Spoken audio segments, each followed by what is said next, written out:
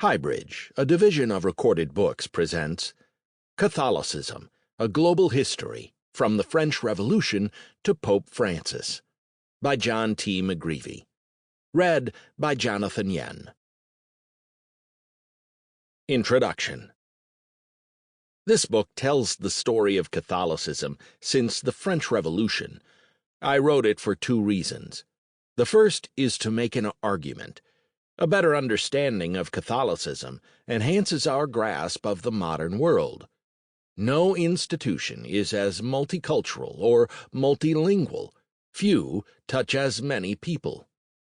The Chinese Communist Party, the European Union, the Central Intelligence Agency, and the International Monetary Fund possess global influence. But only the Catholic Church includes extended networks of people and institutions in Warsaw, Nairobi, and Mexico City, as well as the most remote sections of the Amazon. Only Catholicism counts 1.2 billion baptized members, a majority of whom are people of color living in the global South. Only a pope, as Francis did when visiting Manila in 2015, can attract 6 million people, perhaps the largest crowd in human history, to attend Mass in a driving rainstorm. Historians increasingly recognize this, and the recent burst of superb scholarship on modern Catholicism makes this book possible. Placing these books and articles in conversation makes visible patterns blurred when studying a single person, town, parish, diocese, or country.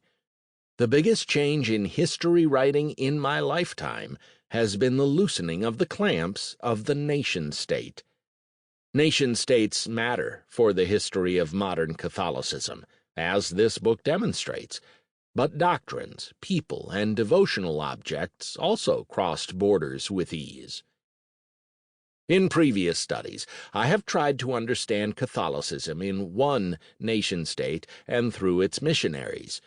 This project is more capacious, beginning in the late 18th century and coming up to the present.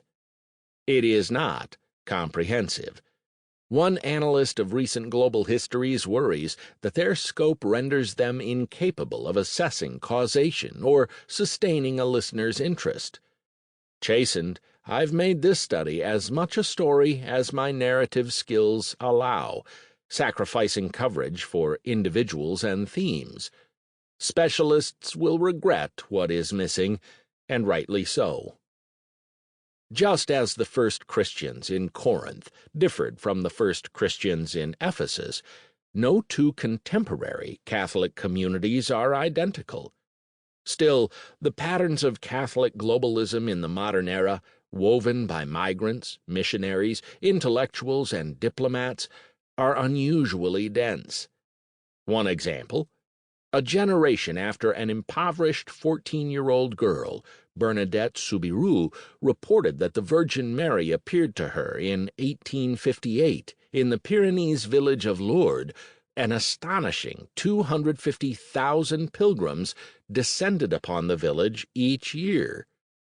The same pilgrims carried small bottles of the healing waters of Lourdes back to their home countries for distribution and sale. Nurses placed Lourdes medals under the pillows of their patients. A journalist and Bengali convert to Catholicism told his readers that miraculous healings at Lourdes constituted infallible proof of God. Lourdes grottos appeared in almost every major city in Europe, North America, and Latin America, and Pope Pius IX had one constructed in the Vatican Gardens. In Paris, priests installed the city's first Our Lady of Lourdes shrine soon after the apparition, even as clergy from Paris working in Shanghai constructed a Lourdes grotto in China. Brazilian bishops purchased accounts of the Lourdes apparitions while visiting Portugal and built Lourdes grottos upon their return. Vietnamese Catholics, brought to serve as soldiers in France during World War I, toured Lourdes soon after their arrival. A popular Lourdes grotto lies a 5-minute walk from the office where I type these words. In contrast to Protestantism or Islam, Catholicism in the modern era included not just transient networks of individuals, but an increasingly powerful center. A Vatican stamp of approval, after all, proved crucial for the spread of devotion to Lourdes. Over the course of the 19th and 20th centuries, the organizational and symbolic reach of the papacy expanded. Papal bureaucrats built vigorous offices for doctrine, canon law, and missionary work, and a diplomatic corps staffed by ambassadors or nuncios fanned out across the globe. As recently as the 18th century, bishops rarely, if ever, visited Rome. Ordinary Catholics might not know the Pope's name. A pope would have never convened an ecumenical council of bishops from around the world without the approval of monarchs and nobles. And yet, at the First Vatican Council in Rome in 1869, Pius IX did just that. 50 years later, a new code of canon law assigned to the Pope the most complete and supreme jurisdiction over the universal Church. The second reason for this book is personal. Most of my life has been spent studying in, teaching at, writing about, and administering Catholic institutions. Almost daily I get asked, and wonder, how did we get here? The long sweep of the 19th century Catholic revival, the building of a vast protective milieu of parishes, schools, and associations, the political crisis of the 1930s, World War II, decolonization, and the end of the Cold War have resulted in a church marked by unprecedented vibrancy in sub-Saharan Africa and South Asia, concern for social justice everywhere, and global connections. At Sacred Heart Cathedral in Guangzhou, China, a neo-Gothic church erected by French missionaries and Chinese laborers in the 1880s, roughly 2,000 migrants from Nigeria worship each week at the Sunday afternoon Mass and socialize afterward. A few years ago, when attending Mass with my family while on vacation in rural Minnesota, I learned that the celebrant was a priest from southern India. He handed out a typed copy of his homily so that his congregation, the descendants of German and Irish Catholic farmers who migrated to the region in the 19th century, could decipher his accented English. Meanwhile, in much of the world, the number of observant Catholics is shrinking, even hemorrhaging. The structures built in the 19th and 20th centuries barely stand. In 2020, in Ireland, once the source of missionary clergy and nuns for much of the Anglophone world, more bishops, 2, were ordained than priests, 1. The sexual abuse crisis has taken an incalculable toll, on survivors above all, but also on the credibility of Catholic institutions and the people who run them. The confidence of an earlier era, the West German magazine Der Spiegel explained to its readers in 1962 that the Church had achieved a unity and consistency in teaching and structure never before seen, is a distant memory. The hinge point in how Catholics got from the French Revolution to the current moment is the Second Vatican Council, 1962 to 1965, one of the most important events of the 20th century. All Catholics live in its shadow. But that shadow is receding. 60 years have passed since the warm Roman afternoon of October 11th, 1962, when Pope John XXIII, weeks after being secretly diagnosed with the cancer that would end his life 9 months later, delivered the Council's opening address.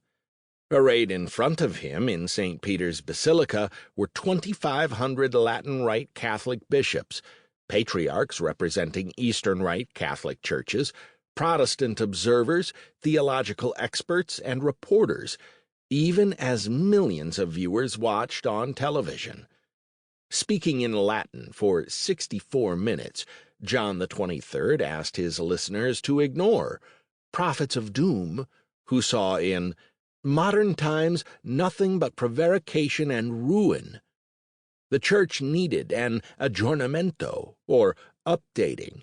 It should meet the needs of the present day by demonstrating the validity of her teaching rather than by condemnations.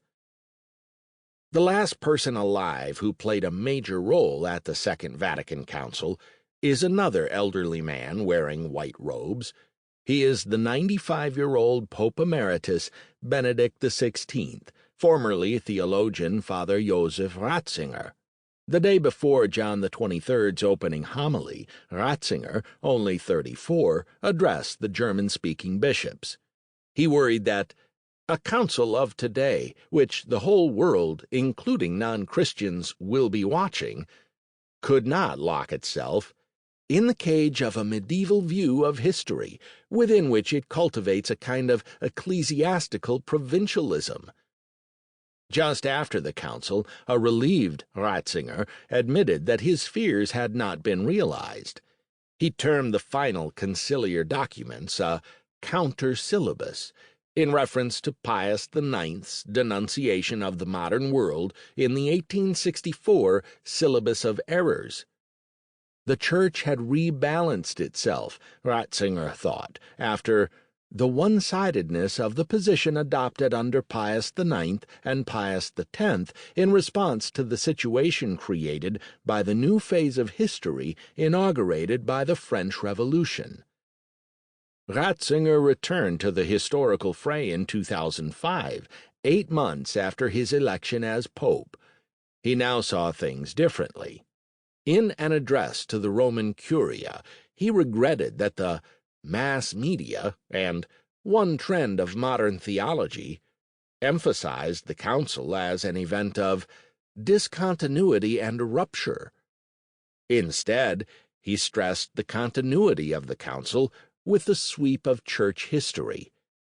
Certainly, John the 23rd desired reforms, but more emphasis should be placed on the determination of the bishops at the council, and even John the 23rd in his opening address, to transmit Catholic doctrine in its wholeness, and to counter human dangers and errors. It is a subtle text, and its plausibility need not detain us. What Benedict XVI recognized is that historical claims matter. That history happened to Catholics too was a revelation of the Council, at once disorienting and exhilarating to believers conditioned to understand theirs as an unchanging church. The Canadian Jesuit Bernard Lonergan, writing just after the Council concluded, described Catholicism as moving from a classicist worldview to one possessed by historical consciousness.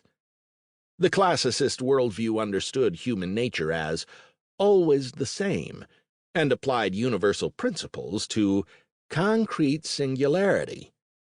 By contrast, Lonergan encouraged Catholics to begin with the human subject, not an abstract human nature, and use history to scrutinize how the patterns of living, the institutions, the common meanings of one place and time differ from those of another. Benedict XVI is now frail and faltering. He resides in an apartment on the grounds of the Vatican, alone with a small staff, his books, and his piano. He occupies his days with reading, prayer, and visits from friends. His funeral will sever the living memory of the Council from its history. It will begin the post-Vatican II era. Catholicism in the 21st century will be reinvented as it was in the 19th. We just don't know how. If this book provides a savvy baseline as the process unfolds, it will have served its purpose. Let's begin. It is 10 o'clock in the morning on January 21st, 1793, in Paris's newly named Place de la Révolution. 100,000 onlookers swarm the plaza.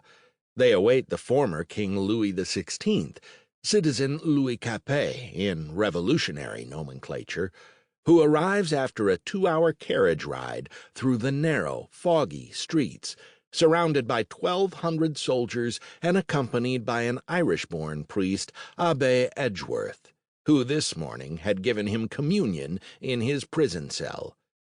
When his carriage arrives at the scaffold, Louis XVI at first resists, but then submits to having his hands tied. Leaning on Edgeworth, the former king mounts the stairs toward the guillotine. Part 1. Revolution and Revival, 1789 to 1870. 1. Revolution. In France and around the world. 1. Everything about January 21st, 1793, remained etched in Abbé Henry Edgeworth's memory. The church bells ringing across Paris, rousing them at dawn, the carriage ride to the Place de la Révolution, crowds pressing in on the street.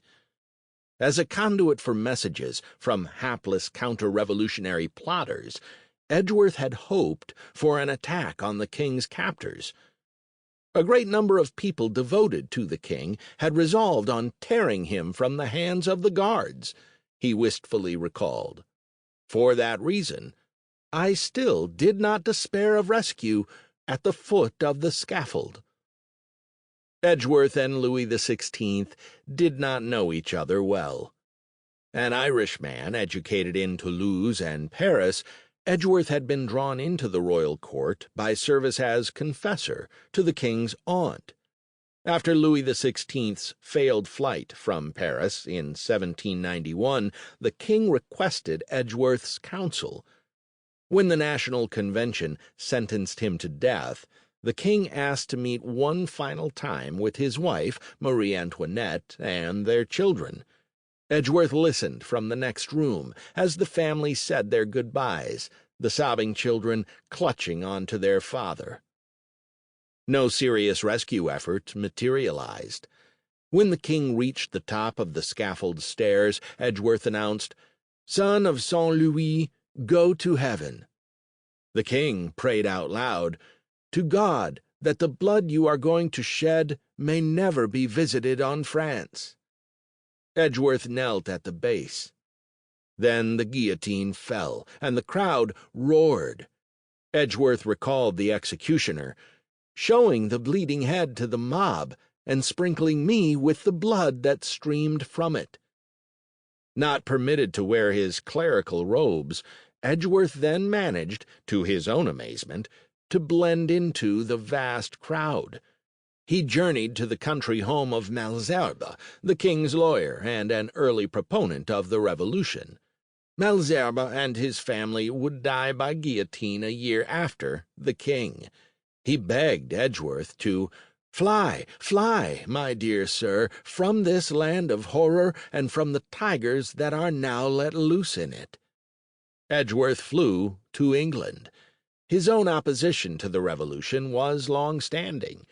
Even in 1789, during the Revolution's first months, he had complained that no nation in the world has ever undergone so complete a change of principles in so short a time. Modern philosophy has broke all religious, all social ties. His anxiety deepened as revolutionaries placed church property, in Edgeworth's words, at the free disposal of the nation. That clergy were required to take an oath of loyalty to the new regime as part of the 1790 civil constitution of the clergy appalled him. Soon Edgeworth predicted to an Irish friend, "We must practice our religion in corners and holes, as you formerly did in Ireland." In exile, Edgeworth became friendly with the greatest critic of the Revolution, Irish statesman and member of the House of Commons, Edmund Burke. Burke, an Anglican born to a Catholic mother, organized a fund for relief of the suffering clergy of France, and insisted that a difference in religious persuasion will not shut the hearts of the English public against their suffering brethren, the Christians of France. Edgeworth connected Burke with the Catholic Bishop of Cork, Richard Moylan.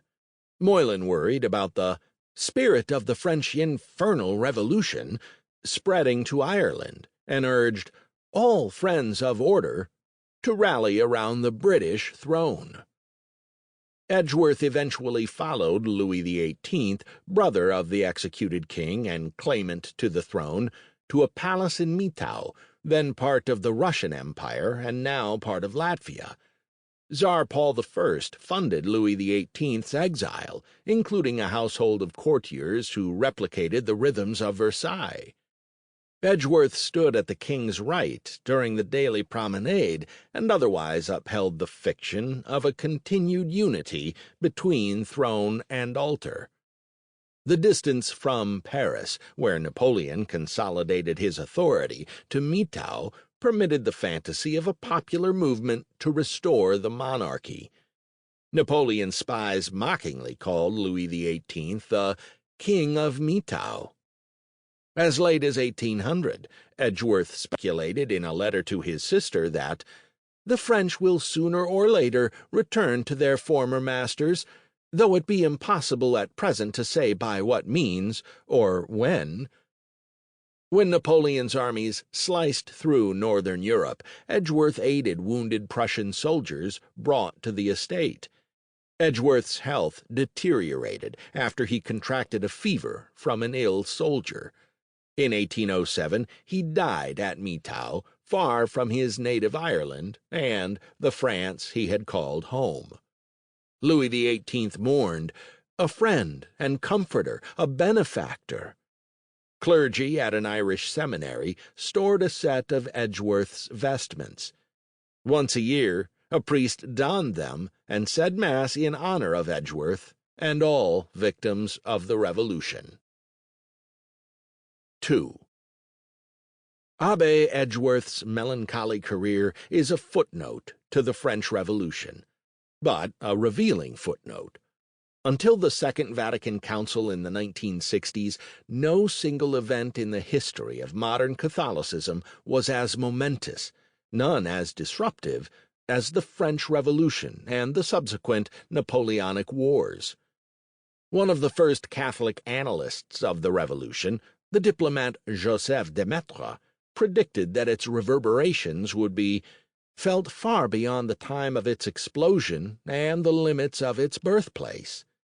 He was right. The Revolution became the default for how Catholics explain the corruption of the modern world.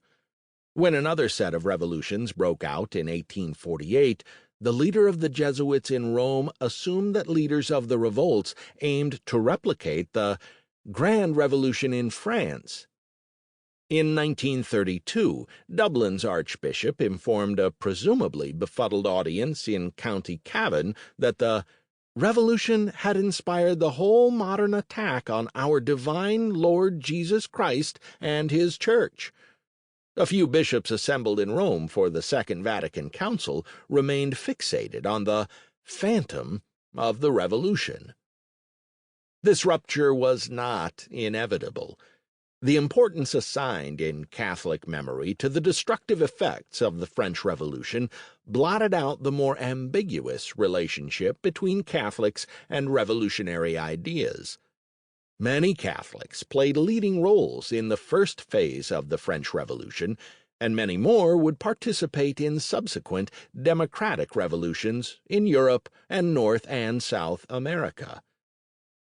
Sketching the life of another French priest, Abbé Henri Grégoire, the man who chaired the National Convention that voted to execute Louis XVI, permits a different narrative. Grégoire described the same 1790 civil constitution of the clergy that horrified Edgeworth as based on the Gospels. He was elected Bishop of Blois in the new constitutional church created during the Revolution. He emphasized national unity to the extent of insisting that government officials standardize the French language and discouraged the use of regional dialects. He advocated for toleration of Protestants and Jews, although he viewed traditional Jewish devotional practices with the same disdain that he expressed for traditional Catholic devotions. Jews, like Catholics, could become citizens only by discarding outdated and superstitious habits. Gregoire also became one of the first European abolitionists, urging the emancipation of enslaved people as a corollary of the revolutionary rights of man. He later chastised Thomas Jefferson for denigrating the intellectual capacity of people of African descent. The more imposing and respectable the authority of Jefferson, Gregoire explained, the more essential it is to combat his judgment. As a curé citoyen, or citizen priest, Gregoire introduced the American radical Thomas Paine to French revolutionaries. Paine had once explained to his readers that monarchy in every instance is the popery of government. Let us instruct, build, and continually make people realize, Gregoire wrote, that Christianity is the friend of the Republic and the friend of liberty, equality, and fraternity.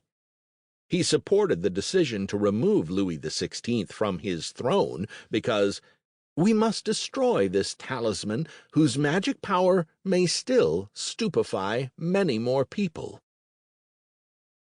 3. Both men were priests, both lived much of their lives in Paris, and both were active during the Revolution.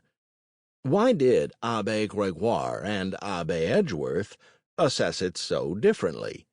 And why did Abbé Edgeworth's understanding triumph within Catholicism? To answer these questions is to enter a debate about the relationship of Catholicism to the modern world that began in the early 18th century. The debate arrayed Catholics on two sides. On the one side, those who focused on the papacy as the primary source of Catholic authority, termed ultramontanists, or over the mountains to Rome. On the other side were advocates of Reform Catholicism, a catch-all term lumping together overlapping traditions variously identified as Enlightenment Catholicism, Richerism, Gallicanism, Conciliarism, and Jansenism.